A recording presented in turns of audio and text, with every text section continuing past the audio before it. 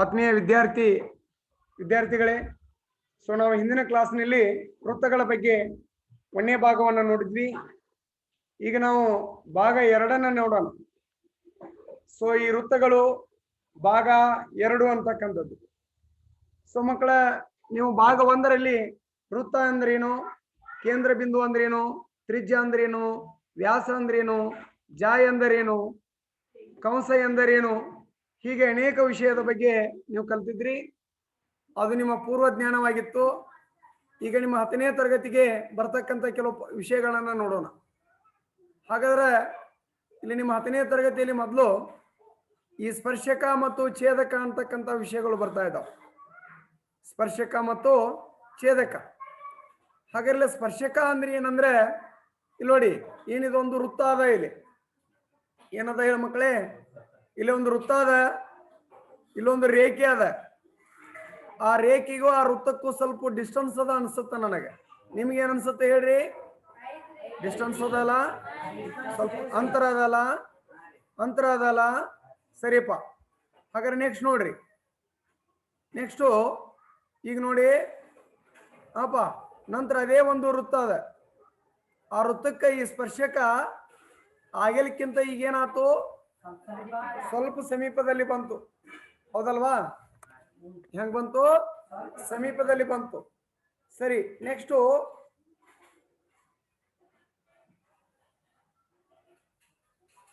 ಮತ್ತೆ ಮುಂದೆ ನೋಡೋಣ ನಾವು. ಸೊ ಈಗ ನೆಕ್ಸ್ಟ್ ಇನ್ನೊಂದು ನೋಡಿ, ಇದು ಕೂಡ ಸೇಮ್ ಅದೇ ವೃತ್ತ. ಈಗ ಇದು ಏನಾಗಿದೆ? ಸ್ಪರ್ಶಕ, ಸಾರಿ, ಒಂದು ರೇಖೆ ಅದಕ್ಕಿಂತ ಸ್ವಲ್ಪ ಮುಂದೆ ಬಂದಿದೆ. ಅದರ ನಂತರ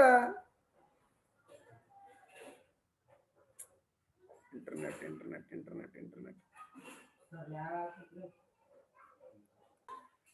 ಸೊ ನೋಡಿ ಮಕ್ಕಳೇ, ಮುಂದೆ ಅದು ವೃತ್ತ ಅದ. ವೃತ್ತಕ್ಕೆ ಈಗ ಈ ರೇಖೆ ಏನಾಗಿದೆ? ಒಂದು ಬಿಂದುವಿನಲ್ಲಿ ಹತ್ಕೊಂಡಿದೆ. ಒಂದು ಬಿಂದುವಿನಲ್ಲಿ ಅದು ಏನಾಗಿದೆ? ಸ್ಪರ್ಶಿಸಿದೆ. ಆ ಒಂದು ಬಿಂದುವಿನಲ್ಲಿ ಸ್ಪರ್ಶಿಸಿರುವುದನ್ನ ನಾವೇನಂತ ಕರಿತಾ ಇದ್ದೀವಿ ಅಂದ್ರಾಗರ ಸೊ ಅದನ್ನ ನಾವು ಸ್ಪರ್ಶಕ ಅಂತ ಕರಿತೀವಿ. ಎಂತ ಕರಿತೀವಿ ಹೇಳ್ರಿ? ಸ್ಪರ್ಶಕ ಅಂತ ಕರಿತೀವಿ. ಹಾಗಾದ್ರೆ ಸ್ಪರ್ಶಕ ಅಂದ್ರೆ ಏನಂದ್ರೆ, ಒಂದು ಸರಳ ರೇಖೆಯು ಒಂದು ವೃತ್ತವನ್ನ ಒಂದೇ ಒಂದು ಬಿಂದುವಿನ ಮೂಲಕ ಹಾದು ಹೋದರೆ ಅಥವಾ ಸ್ಪರ್ಶಿಸಿದರೆ ಅದನ್ನು ನಾವೇಂತ ಕರಿತಾ ಇದ್ದೀವಿ ಅಂದ್ರೆ ಸ್ಪರ್ಶಕ ಅಂತ ಕರಿತಾ ಇದ್ದೀವಿ. ಎಂತ ಕರಿತಾ ಇದ್ದೀವಿ ಹೇಳಿ ಮಕ್ಕಳೇ? ಸ್ಪರ್ಶಕ ಅಂತ ಕರಿತಾ ಇದ್ದೀವಿ. ಏನು ಸ್ಪರ್ಶಕ ಅಂದ್ರೆ, ಒಂದು ವೃತ್ತವನ್ನ ಒಂದು ಸರಳ ರೇಖೆಯು ಒಂದು ಬಿಂದುವಿನ ಮೂಲಕ ಹಾದು ಹೋದರೆ ಅಥವಾ ಸ್ಪರ್ಶಿಸಿದರೆ ಅದನ್ನ ನಾವೇಂತ ಕರಿತಾ ಇದ್ದೀವಿ ಅಂದ್ರೆ ಸ್ಪರ್ಶಕ ಅಂತ ನಾವು ಕರಿತಾ ಇದ್ದೀವಿ. ಹಾಗಾದ್ರೆ ನಾವು ಮುಂದೆ ನೋಡೋದಾದ್ರೆ ಏನು, ಸೊ ಇಲ್ಲಿ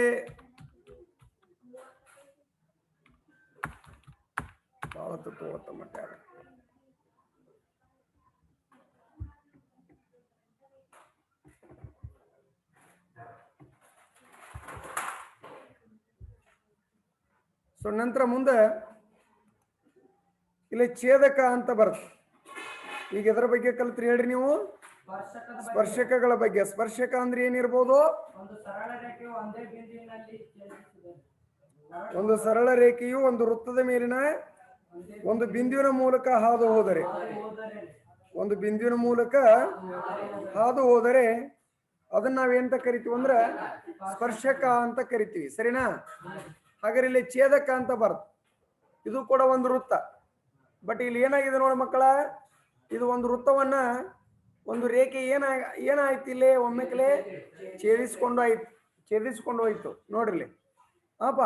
ಸೊ ಆ ವೃತ್ತವನ್ನ ಈ ರೇಖೆ ಏನಾಗ್ತಾ ಇದೆ? ಛೇದಿಸ್ಕೊಂಡು ಹೋಗ್ತಾ ಇದೆ. ಅದಕ್ಕೆ ಇದನ್ನ ನಾವೆಂತ ಕರಿತೀವಿ? ಛೇದಕ ಅಂತ ಕರಿತೀವಿ. ಹಾಗಾದ್ರೆ ಎಕ್ಸ್ ಮತ್ತು ವಾಯ್ ಅಂತಕ್ಕಂತ ಒಂದು ಸರಳ ರೇಖೆಯು ವೃತ್ತವನ್ನ ಎ ಮತ್ತು ಬಿ ಅಂತಕ್ಕಂಥ ಎರಡು ಬಿಂದುಗಳಲ್ಲಿ ಏನಾಗಿದೆ ಅಂದ್ರೆ ಛೇದಿಸಿದೆ. ಹೀಗಾಗಿ ಇದನ್ನ ನಾವು ಎಂತ ಕರಿತೀವಿ ಅಂದ್ರೆ ಛೇದಕ ಅಂತ ಕರಿತಾ ಇದ್ದೀವಿ. ಎಂತ ಕರಿತಾ ಇದೀವಿ ಹೇಳ್ರಿ? ಎಂತ ಕರಿತಾ ಇದೀವಿ? ಛೇದಕ ಅಂತ ಕರಿತಾ ಇದ್ದೀವಿ. ಹಾಗಾದ್ರೆ ಇಲ್ಲಿ XY ಎಂಬ ಒಂದು ಸರಳ ರೇಖೆಯು ಒಂದು ವೃತ್ತವನ್ನ ಎ ಮತ್ತು ಬಿ ಗಳೆಂಬ ಎರಡು ಬಿಂದುಗಳ ಮೂಲಕ ಹಾದು ಹೋಗಿದೆ. ಆದ್ದರಿಂದ ಇದನ್ನ ನಾವೇಂತ ಕರಿತೀವಿ ಅಂದ್ರೆ ಛೇದಕ ಅಂತ ಕರಿತೀವಿ. ಎಂತ ಕರಿತೀವಿ ಹೇಳಿ ಮಕ್ಕಳ? ಹಾಗಾರ ಮೊದಲು ನೀವು ಸ್ಪರ್ಶಕದ ಬಗ್ಗೆ ಕಲಿತ್ರಿ, ಈಗ ನೀವು ಎದ್ರ ಬಗ್ಗೆ ಕಲಿತ್ರಿ? ಛೇದಕದ ಬಗ್ಗೆ ಕಲಿತ್ರಿ. ಏನೇನ್ ಹೇಳ್ರಿ ಸ್ಪರ್ಶಕ ಮತ್ತು ಛೇದಕ ಅಂದ್ರೆ? ಆಯಪ್ಪ, ಸ್ಪರ್ಶಕ ಮತ್ತು ಛೇದಕ ಅಂದ್ರೆ ಏನು? ಸೊ ಒಂದು ವೃತ್ತವನ್ನ ಏನನ್ನ, ಒಂದು ವೃತ್ತವನ್ನ ಒಂದು ರೇಖೆಯು ಒಂದು ವೃತ್ತವನ್ನ ವೃತ್ತದ ಎರಡು ಬಾವುಗಳ ಮೇಲೆ ಹಾದು ಹೋದ್ರೆ ನಾವು ಅದನ್ನ ಛೇದಕ ಅಂತ ಕರಿತೀವಿ.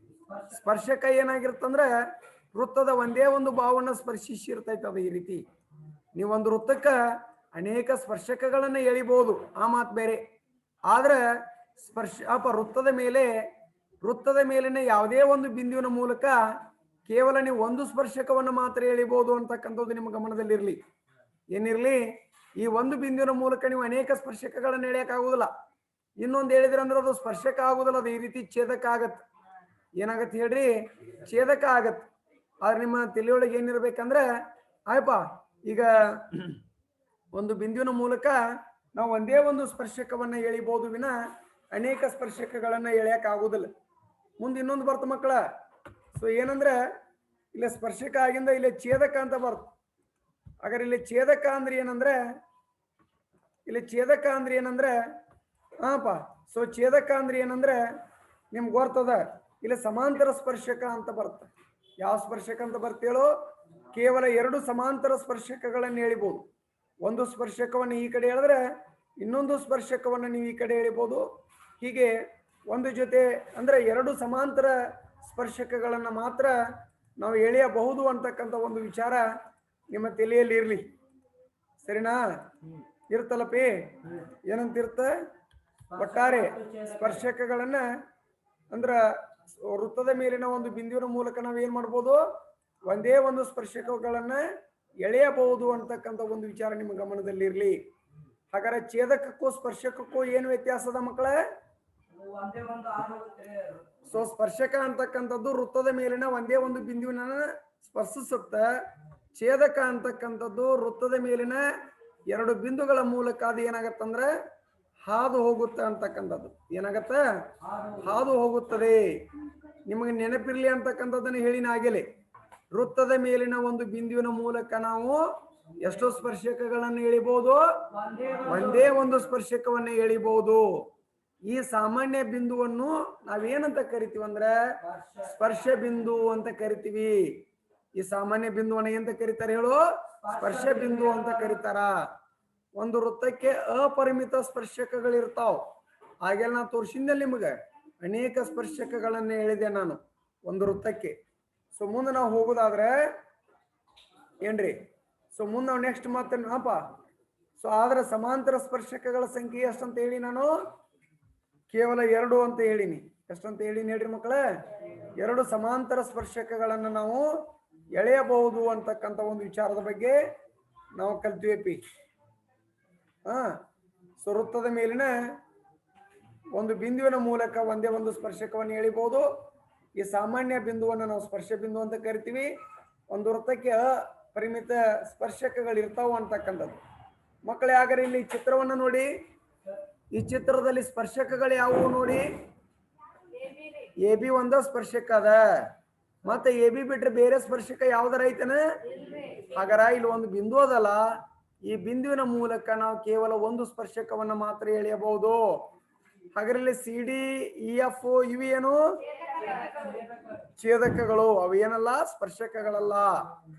ಹಾಗಾದ್ರೆ ನೋಡಿಲ್ಲಿ ಇಲ್ಲಿರುವ ಸ್ಪರ್ಶಕ ಮತ್ತು ಛೇದಕಗಳನ್ನು ಗುರುತಿಸ್ರಿ ಅಂದ್ರೆ ಗುರುತಿಸಿದ್ರಿ ನೀವು. ಸ್ಪರ್ಶಕ ಯಾವ್ದು ಹೇಳ್ರಿ ಮಕ್ಕಳ? AB ಅಂತಕ್ಕಂಥದ್ದು. ಉಳಿದೆಲ್ಲವುಗಳು ಛೇದಕಗಳಾಗಿ ನಾಳೆ ಒಂದಂಕದ ಪ್ರಶ್ನೆ ಬರ್ತಾ ನಿಮಗೆ ಪರೀಕ್ಷೆ ಒಳಗೆ. ಇದಕ್ಕಿಂತ ಕ್ರಿಟಿಕಲ್ ಆಗಿರ್ತಕ್ಕಂಥ ಚಿತ್ರ ಕೊಟ್ಟಿರ್ತಾನ.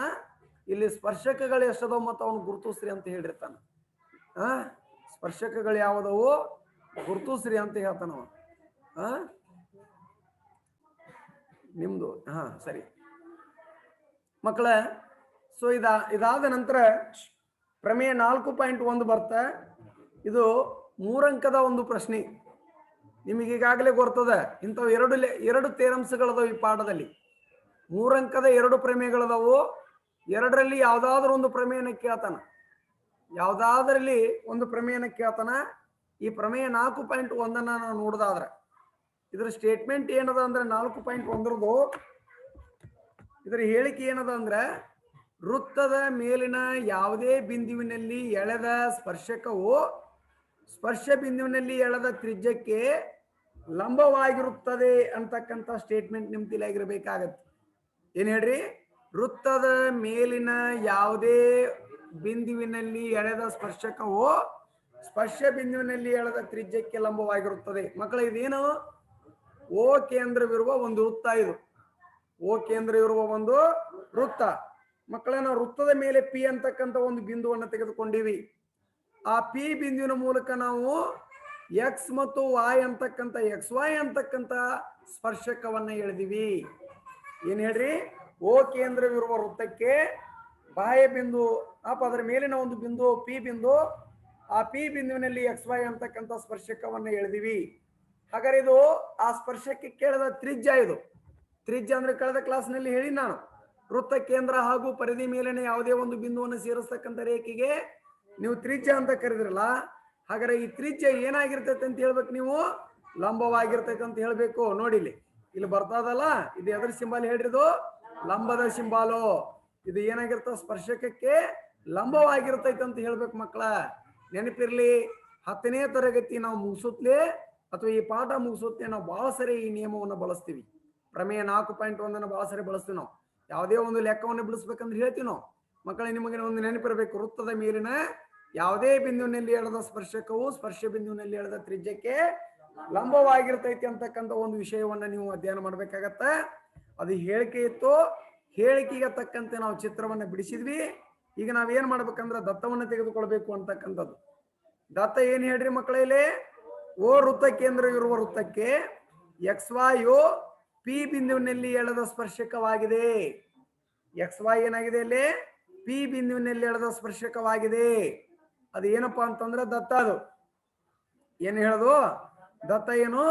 ಓ ವೃತ್ತ ಕೇಂದ್ರ ಇರುವ ವೃತ್ತ ಕೇಂದ್ರ ಇರುವ ವೃತ್ತಕ್ಕೆ XY ಪಿ ಬಿಂದುವಿನಲ್ಲಿ ಎಳೆದ ಸ್ಪರ್ಶಕವಾಗಿದೆ. ಏನಪ್ಪಾ ಸಾಧನೆ ಏನಂದ್ರೆ OP ಲಂಬ XY ಅಂತ ನೀವು ಸಾಧಿಸ್ಬೇಕು. ಏನಂತ ಸಾಧಿಸ್ಬೇಕು? OP ಲಂಬ XY ಅಂತ ಸಾಧಿಸ್ಬೇಕು. ಹಾಗಾದ್ರೆ ಈ ರೀತಿ ಸಾಧಿಸ್ಬೇಕಂದ್ರೆ ನೀವು ಸಣ್ಣ ರಚನೆಯನ್ನ ಮಾಡ್ಕೋಬೇಕಾಗತ್ತ. ಏನಂದ್ರೆ ಪಿ ಅನ್ನು ಹೊರತುಪಡಿಸಿ XY ಸ್ಪರ್ಶಕದ ಮೇಲೆ, ಸ್ಪರ್ಶಕ ಅಂದ್ರೆ XY ಇದು. ಹಾಗಾದ್ರೆ XY ಅಂತಕ್ಕಂಥ ಸ್ಪರ್ಶಕದ ಮೇಲೆ ಪಿ ಅನ್ನು ಹೊರತುಪಡಿಸಿ ಇನ್ನೊಂದು ಬಿಂದು ತಗೋಬೇಕು ನೀವು. ಏನದು? ಕ್ಯೂ ಅಂತಕ್ಕಂಥ ಬಿಂದು ತಗೋಬೇಕು. ಏನನ್ನ? ಕ್ಯೂ ಅನ್ನ ತೆಗೆದುಕೊಳ್ಳಲಾಗಿ ಮತ್ತು ಅಲ್ಲಿ ನಾವ್ ಏನ್ ಮಾಡ್ಬೇಕಂದ್ರೆ OQ ಅನ್ನ ಸೇರಿಸಿವಿ. ಈ ತರ ನಾವು ಕ್ಯೂ ಅಂತಕ್ಕಂಥ ಬಿಂದುವನ್ನ ತಗೊಂಡ್ವಿ. ಎಲ್ಲಿ ತಗೊಂಡ್ವಿ? XY ಮೇಲೆ ತಗೊಂಡಿವಿ. ಇಲ್ಲಿ ಈ XY ಮೇಲೆ ಪಿ ನ ಬಿಟ್ಟು ಅದನ್ನೊಂದು ತಗೊಂಡಿವಿ. ತಗೊಂಡಿಂದ OQ ಅನ್ನ ಸೇರಿಸಿದ್ವಿ ಮಕ್ಕಳ. OQ ಅನ್ನ ಸೇರಿಸಿದ್ವಿ ಮಕ್ಕಳ. ಇಲ್ಲಿ ನಾ ಇನ್ನೊಂದು ಬಿಂದು ಬರಿಬೇಕಾಗಿತ್ತು ಮಕ್ಕಳೇ ನಿಮ್ಗೆ ನಾನು. ಇಲ್ಲಿ ಯಾವ್ದಂದ್ರೆ ಆರ್ ಅಂತಕ್ಕಂಥ ಒಂದು ಬಿಂದು. ಯಾವ ಬಿಂದು ಹೇಳ್ರಿ? ಯಾವ ಬಿಂದು ಹೇಳ್ರಿ ಮಕ್ಕಳೇ? ಆರ್ ಅಂತಕ್ಕಂಥ ಇನ್ನೊಂದು ಬಿಂದುವನ್ನು ಬರಿಬೇಕು. ಏನಂದ್ರೆ ಆರ್ ಅಂತಕ್ಕಂಥದ್ದು ಅದು ಏನ್ ಮಾಡಿರ್ಲಪ್ಪ ಅಂತಂದ್ರೆ ವೃತ್ತವನ್ನ ಆರ್ ಬಿಂದುವಿನಲ್ಲಿ ಅದು ಛೇದಿಸ್ಕೊಂಡು ಹೋಗ್ಲಿ. OQ ಅದಲ್ಲ, OQ ವೃತ್ತದ ಮೇಲಿನ ಆರ್ ಬಿಂದುವನ್ನ ಅದು ಏನ್ ಮಾಡ್ಲಿ? ಛೇದಿಸ್ಲಿ ಅಂತಕ್ಕಂಥ ಒಂದು ವಿಷಯ ನಿಮ್ ತಲೆ ನೆನಪಿರ್ಬೇಕು. ಸರಿನಾ? ಇದು 3 ಅಂಕದ ಒಂದು ಪ್ರಮೇಯ ಆಗತ್ತ. ಈ 3 ಅಂಕದ ಒಂದು ಪ್ರಮೇಯಲ್ಲಿ ಇಲ್ಲಿ ಏನೇನ್ ಕೊಟ್ಟಿದ್ನಿ ಹೇಳ್ರಿ? ವೃತ್ತದ ಮೇಲಿನ ಯಾವುದೇ ಒಂದು ಬಿಂದುವಿನಲ್ಲಿ ಎಳೆದ ಸ್ಪರ್ಶಕವು ಸ್ಪರ್ಶ ಬಿಂದುವಿನಲ್ಲಿ ಎಳೆದ ತ್ರಿಜ್ಯಕ್ಕೆ ಲಂಬವಾಗಿರುತ್ತದೆ. ಇದು ನೆನ್ಪಿಡ್ಬೇಕು ಸ್ಟೇಟ್ಮೆಂಟ್. ಏನ್ರಿ? ಅದಕ್ಕೆ ತಕ್ಕಂತೆ ನೀವು ದತ್ತವನ್ನ ಬರೆದ್ರಿ. ಓ ಕೇಂದ್ರವಿರೋ ವೃತ್ತಕ್ಕೆ XY ಪಿ ಬಿಂದುವಿನಲ್ಲಿ ಎಳೆದ ಸ್ಪರ್ಶಕ ಅಂತ ಹೇಳಿದ್ರಿ. ಸಾಧನೆ ಏನಂದ್ರೆ OP ಲಂಬ XY ಅಂತ ಹೇಳಿದ್ರಿ. ಇದನ್ನು ಸಾಧಿಸ್ಬೇಕಂದ್ರೆ ನೀವು ಮಾಡಬೇಕಾದಂತ ರಚನೆ ಏನಂದ್ರೆ ಪಿ ಅನ್ನ ಹೊರತುಪಡಿಸಿ ಸ್ಪರ್ಶಕದ ಮೇಲೆ ಇನ್ನೊಂದು ಬಿಂದು ಕ್ಯೂ ಅನ್ನ ನೀವು ತೆಗೆದುಕೊಳ್ತಾ ಇದ್ದೀರಿ ಮತ್ತು OQ ಅನ್ನ ನೀವು ಸೇರಿಸ್ತಾ ಇದ್ದೀರಿ.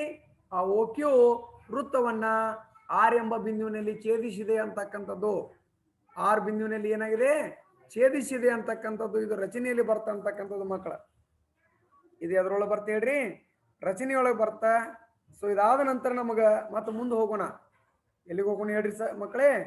ಸೊ ಮುಂದೆ ಹೋಗೋಣ ಅಪ್ಪ.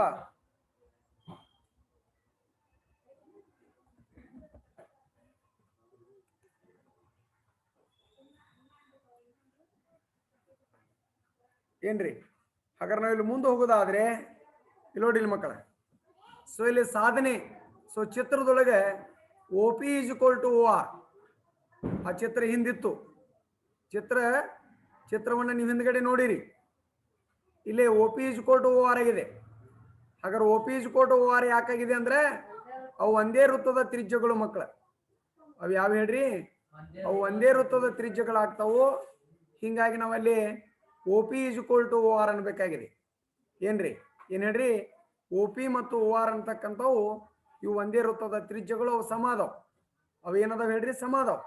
ಆದ್ರೆ ನಿಮ್ಗೆ OQ ಬೇಕಂದ್ರೆ ಏನ್ ಮಾಡ್ಬೇಕು ಹೇಳಕತ್ತ ನೋಡಿಲ್ಲ ಮಕ್ಕಳ, ಕನ್ಫ್ಯೂಸ್ ಮಾಡ್ಕೋಬೇಡ್ರಿ. OP = OR ನ, ಯಾಕಂದ್ರೆ ಒಂದೇ ವೃತ್ತದ ತ್ರಿಜ್ಯಗಳನ್ನ. ಸರಿ, ಹಾಗಾದ್ರೆ OQ ಬೇಕಂದ್ರೆ ನೀವ್ ಏನ್ ಮಾಡ್ಬೇಕು? OR ಅನ್ನ ಮತ್ತೆ QR ಅನ್ನ ಸೇರಿಸ್ಬೇಕಾಗತ್ತ. ಏನ್ ಮಾಡ್ಬೇಕಾಗತ್ತ? ಹಾಗಾದ್ರೆ ಇಲ್ಲಿ OQ ಅಂತಕ್ಕಂಥದ್ದು OR ಕಿಂತ ಚಿಕ್ಕದೋ ಏನು ದೊಡ್ಡದೋ ನೋಡ್ರಿ. ನಮ್ ಕೇಳ್ರಿ, ಇಲ್ಲಿ OQ ಅದ ಅಲ್ಲ, OQ ಅದ ಅಲ್ಲ. ಹಾಗಾದ್ರೆ OQ ದೊಡ್ಡದು ಏನು OR ದೊಡ್ಡದು? OQ ದೊಡ್ಡದು. ಚಿಕ್ಕವ್ರು ಯಾರು? OR ಚಿಕ್ಕವರು. OQ ಕಿಂತ OR ಚಿಕ್ಕ. ಹಾಗಾದ್ರೆ OR ಇದ್ದಲ್ಲಿ ನಾವು OP ಅನ್ಬೋದಲ್ಲ? ಯಾಕೆ ಹೇಳ್ರಿ? OR = OP ಯಾಕೆ ಅನ್ಬೋದು ನಾವು? ಅವು ಒಂದೇ ವೃತ್ತದ ತ್ರಿಜ್ಯಗಳವು. ಒಂದೇ ವೃತ್ತದ ತ್ರಿಜ್ಯಗಳು ಸಮ ಆಕ್ಕವಿಲ್ಲ. ಹಾಗಾದ್ರೆ ಈಗ ಹೇಳ್ರಿ ಮಕ್ಕಳ, OP ದೊಡ್ಡದನೋ ಏನು OQ ದೊಡ್ಡದನೋ? OQ ದೊಡ್ಡದ. ಹಾಗಾದ್ರೆ ಚಿಕ್ಕದಿರೋರು ಯಾರಿಲ್ಲಿ? OP ಅದಲ್ಲ. ಹಾಗಾದ್ರೆ OP ರೇಖೆ ಚಿಕ್ಕದಲ್ಲ. ಹಾಗಾದ್ರೆ OP ರೇಖೆ ಚಿಕ್ಕದದ ಅಂದ್ರ ಇದರ ಅರ್ಥ ಏನಂದ್ರ OP XY ಗೆ ಲಂಬ ಆಗಿದೆ ಅಂತ ಅರ್ಥ. OP XY ಗೆ ಏನಾಗಿದೆ ಅಂತ ಅರ್ಥ. ಯಾಕಂದ್ರೆ 9ನೇ ತರಗತಿಗೆ ಕಲ್ತಿರಿ ನೀವು. ಲಂಬ ಎತ್ತರ ಏನಾಗಿರುತ್ತಂದ್ರ ಇತರೆ ರೇಖೆಗಳಿಗಿಂತ ಚಿಕ್ಕದಾಗಿರ್ತೈತಿ ಮಕ್ಕಳ. ಇತರೆ ರೇಖೆಗಳಿಗಿಂತ ಏನಾಗಿರುತ್ತೆ? ಚಿಕ್ಕದಾಗಿರ್ತೈತಿ. ಅದನ್ನೇ ವಿಷಯಗಳನ್ನ ನಾವಿಲ್ಲಿ ಹೇಳ್ತೀವಿ ಮಕ್ಕಳ. ಸಾಧನೆ ಒಳಗ OP = OR ಅಂದ್ವಿ. ಯಾಕಂದ್ರೆ ಒಂದೇ ವೃತ್ತದ ತ್ರಿಜ್ಯಗಳದು. ನಂತರ ಇಲ್ಲಿ OQ ಅಂದ್ರೆ OR + RQ ಅನ್ನು ಸೇರಿಸಿದ್ವಿ ನಾವು. ಇಲ್ಲಿ OQ ಏನಾಗಿದೆ ಅಂದ್ರೆ OR ಕಿಂತ ದೊಡ್ಡದಾಗಿದೆ ಅನ್ನೋದು ನಮ್ಗೆ ಗೊತ್ತಾತು. OR ಇದ್ದಲ್ಲಿ ನಾವು OP ನ ಹಚ್ಚಿದ್ವಿ. ಯಾಕಂದ್ರೆ OR ಮತ್ತು OP ಒಂದೇ ವೃತ್ತದ ತ್ರಿಜ್ಯಗಳಾಗಿದ್ದು. ಆದ್ದರಿಂದ ಇಲ್ಲಿ OP O ನಿಂದ XY ಇರತಕ್ಕಂಥ ಕನಿಷ್ಠ ದೂರವಾಗಿದೆ ಅನ್ನೋದು ಗೊತ್ತಾತು. ಅದು ಯಾವಾಗ ಕನಿಷ್ಠ ದೂರ ಅನ್ನೋದು ನಮ್ಗೆ ಗೊತ್ತಾತೋ, ಯಾವಾಗ ಕೇಂದ್ರದಿಂದ OP ಚಿಕ್ಕದದ ಅನ್ನೋದು ಗೊತ್ತಾತೋ, ಅವನ್ನ ಹೇಳಿದ್ನೆಲ್ಲ ನಿಮ್ಗೆ. OP ಏನಾಗಿದೆ? XY ಗೆ ಲಂಬವಾಗಿದೆ ಅಂತ ಹೇಳಿದ್ವಿ.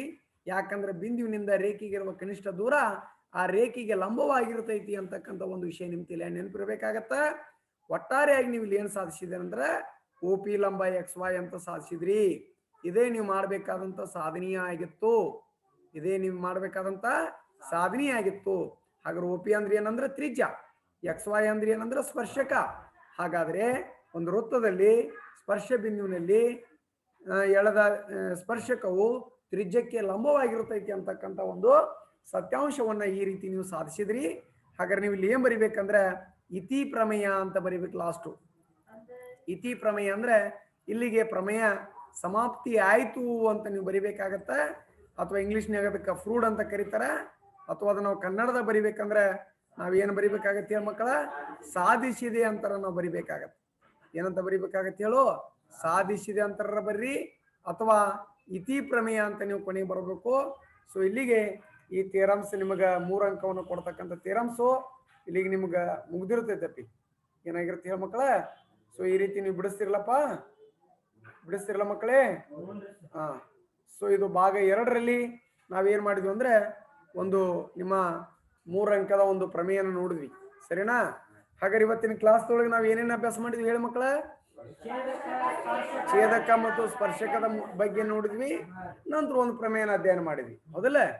ಹಾಗಾರ ಈಗ ಒಂದು ರೇಖೆ ವೃತ್ತವನ್ನ ಎರಡು ಬಿಂದುಗಳಲ್ಲಿ ಛೇದಿಸ್ಕೊಂಡು ಹೋಗೈತಂದ್ರ ಇದಕ್ಕೆ ನಾವ್ ಏನಂತ ಕರಿತೀವಿ ಹೇಳ್ರಿ ನೋಡೋಣ. Very good. ಒಂದು ರೇಖೆಯು ವೃತ್ತವದ ಒಂದು ಬಿಂದುವಿನ ಮೂಲಕ ಹಾದು ಹೋಗೈತಂದ್ರ ಅದಕ್ಕೆ ನಾವೆಂತ ಕರಿತೀವಿ? ಸ್ಪರ್ಶಕ. ಹಾಗಾದ್ರೆ ಒಂದು ಬಿಂದುವಿನ ಮೂಲಕ ನಾವು ಎಷ್ಟು ಸ್ಪರ್ಶಕಗಳನ್ನು ಎಳಿಬಹುದು ಹೇಳ್ರಿ? ಒಂದೇ ಒಂದು ಸ್ಪರ್ಶಕವನ್ನು ಎಳಿಬಹುದು ಅಲ್ವಾ? ಹಾಗಾದ್ರೆ ಎಷ್ಟು ಸಮಾಂತರ ಸ್ಪರ್ಶಕಗಳನ್ನು ಎಳಿಬಹುದು ಹೇಳ್ರಿ ನಾವು? 2 ಸಮಾಂತರ ಸ್ಪರ್ಶಕಗಳನ್ನು ಎಳಿಬಹುದು. ಆಯಪ್ಪ, ಎಷ್ಟು ಸ್ಪರ್ಶಕ ಅಂದ್ರ ಅಪರಿಮಿತ, ಎಷ್ಟು ಅಂದ್ರ ಅಪರಿಮಿತ, ಎಷ್ಟು ಸಮಾಂತರ ಅಂದ್ರ ನಾವು 2 ಅಂತ ಹೇಳ್ಬೇಕಾಗತ್ತ. ಹಾಗಾದ್ರೆ ಪ್ರಮೇಯ 4.1 ಡಿಫೈನ್ ಮಾಡ್ರಿ ನೋಡೋಣ. ಸ್ಟೇಟ್ಮೆಂಟ್ ಏನಿತ್ತದು? ಒಂದು ವೃತ್ತದ ಒಂದು ಸ್ಪರ್ಶ ಬಿಂದುವಿನಲ್ಲಿ ಎಳೆದ ಸ್ಪರ್ಶಕ್ಕೆ ಎಳೆದ ತ್ರಿಜ್ಯವು ಲಂಬವಾಗಿರ್ತೈತಿ ಅನ್ನೋದನ್ನ ನೆನ್ಪಿಟ್ಕೊಂತೀರಾ? ಆ ಪ್ರಮೇಯ ಪ್ರಾಕ್ಟೀಸ್ ಮಾಡ್ಕೊಂತೀರಾ? ಇದನ್ನ ಬರೀತೀರಾ? ಬರೋದು A4 ಸೈಜ್ನ್ಯಾಗ ಬರೋದು ನನಗೆ ಏನ್ ಮಾಡ್ಬೇಕ? ವಾಟ್ಸಪ್ ಮಾಡಿ.